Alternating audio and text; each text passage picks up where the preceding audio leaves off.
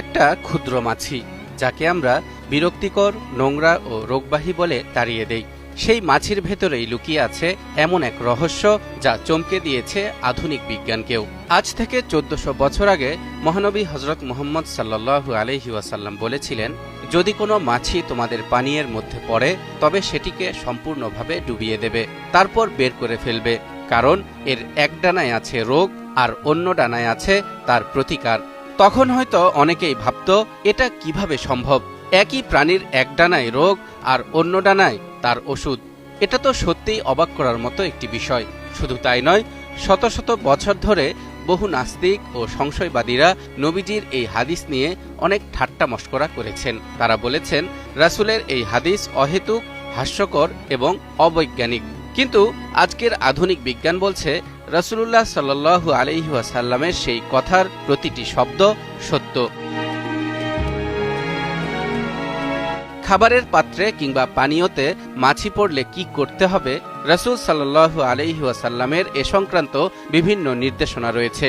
মাছি সংক্রান্ত সেই হাদিসগুলোর প্রায় 50টি ভিন্ন ভিন্ন বর্ণনায় একত্রিত করে বিশিষ্ট ইসলামিক স্কলার শাইখ খলিল ইব্রাহিম মুল্লা খাতির আলাদা একটি কিতাব রচনা করেছেন, যার নাম আল ইসওয়াবা ফি সিহহাতিল হাদিসিস যুবাবা। এই কিতাবে তিনি রাসূলুল্লাহ সাল্লাল্লাহু আলাইহি ওয়াসাল্লামের এই হাদিসটি তুলে ধরেছেন। নবীজি বলেছেন, তোমাদের কারো খাবার পাত্রে মাছি পড়লে তা এর ভেতরে ডুবিয়ে দাও, কেননা তার এক ডানায় রোগ এবং অপর ডানায় নিরাময় রয়েছে। সে জীবাণুযুক্ত পাখা ডুবিয়ে দিতে চেষ্টা করে, কাজেই তা সম্পূর্ণভাবে ডুবিয়ে দাও। প্রথম থেকেই অবিশ্বাসীরা প্রশ্ন করতে শুরু করে, জীবাণু বহনকারী একটি প্রাণীর মধ্যে একই সাথে কিভাবে রোগ ও তার প্রতিষেধক থাকতে পারে, আর মাছি কিভাবে জানবে তার কোন ডানায় কি আছে, অর্থাৎ সে কি করে বুঝবে তার কোন ডানায় রোগ জীবাণু আছে আর সে সেটা ডুবিয়ে দিবে। আধুনিক বিজ্ঞানের বহু আগে বিখ্যাত মুসলিম স্কলার আল্লামা ইবনে কুতাইবা রহমতুল্লাহ আলাই তাদের এসব প্রশ্নের উত্তর দিয়েছেন এভাবে। পিঁপড়ারা জানে কিভাবে গ্রীষ্মকালে শীতের জন্য খাদ্য সংরক্ষণ করতে হয়, এবং যখন শস্য পচতে শুরু করে তখন তারা এটিকে পিঠে বহন করে নিয়ে যায় এবং একটি রাতের জন্য এটি ছড়িয়ে দেয় চাঁদের আলোর নিচে শুকানোর জন্য।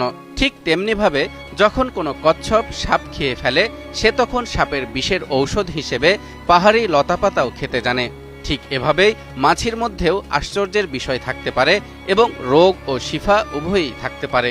এবং যেহেতু হাদিসটি সহিহ, সেহেতু একে আলাদা করে সঠিক প্রমাণ করার দরকার নেই আমাদের, বরং যারা অস্বীকার করছে তারাই ভুল প্রমাণ করুক।